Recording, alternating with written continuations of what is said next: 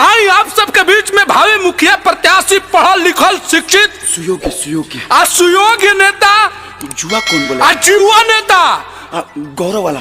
आप सबके पंचायत का गौरव है ये। एक करके कहाँ से उठा के ले बस रहे?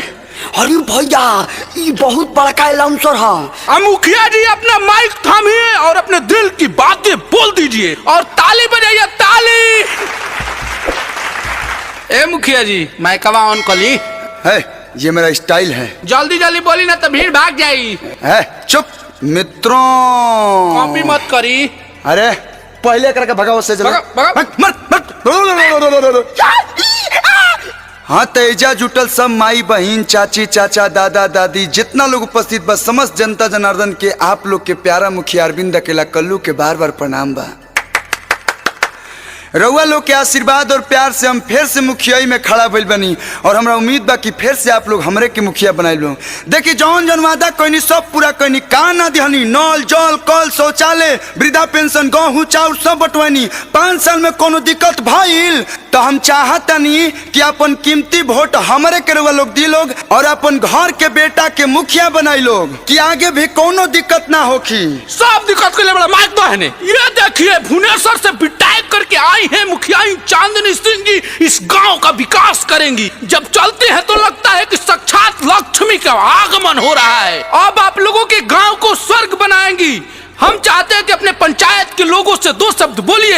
आइए चांदनी सिंह जी, तालियां।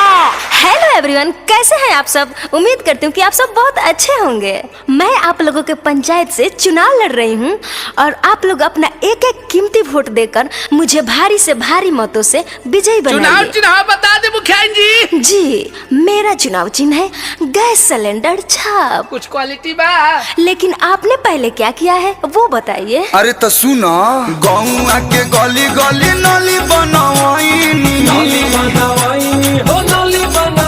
हरे घरे घरे बिजली के तार बिछावाइनी।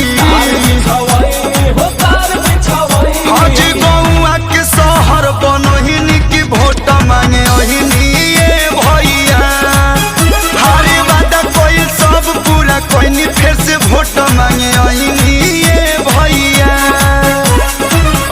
रुका सा, ये तो अभी झांकी है, पूरा फिल्म बाकी है। कुछ बोली मुखिया जी? सुनिए, पहले मुझे अपना बात रख लेने दीजिए।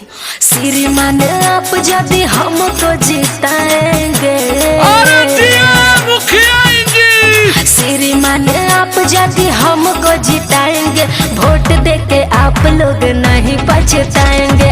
गाँव के सब लोग को डिजिटल बनाएंगे, सब लोग को डिजिटल बनाएंगे। है सुना, हमार पंचायत जैसन बा वैसन ठीक बा। अरे वक्त पड़ने पर नीम का पेड़ क्या चंदन से कम है, वक्त पड़ने पर नीम का पेड़ क्या चंदन से कम है और हमारा ग्राम पंचायत क्या लंदन से कम है। वो कुछ बोली। हरे हरे पत्तों को तोड़ा नहीं जाता और पढ़े लिखे लोगों को छोड़ा नहीं जाता। सारा योजना में खाए हैं कहा जी कमीशन कमीशन कमीशन, पंचायत का पूरा नहीं किए हैं का एक कमीशन हमीशन जी मिशन। सुना, आइल रहे महामारी भइल बचावे के तैयारी, बटवनी सैनिटाइजर ई भई रहे। टूटल सड़क ढलवनी, सोलर लाइट लगवनी, ये करे के कहाला विकास। इसको विकास बोलते हैं क्या? सुनिए आपकी पंचायत की कमियाँ। स्कूल है रोता गाता, टीचर टाइम पे न आता, घोटाला रहता है आपका सुर्खियों में, सारे मुखियों में।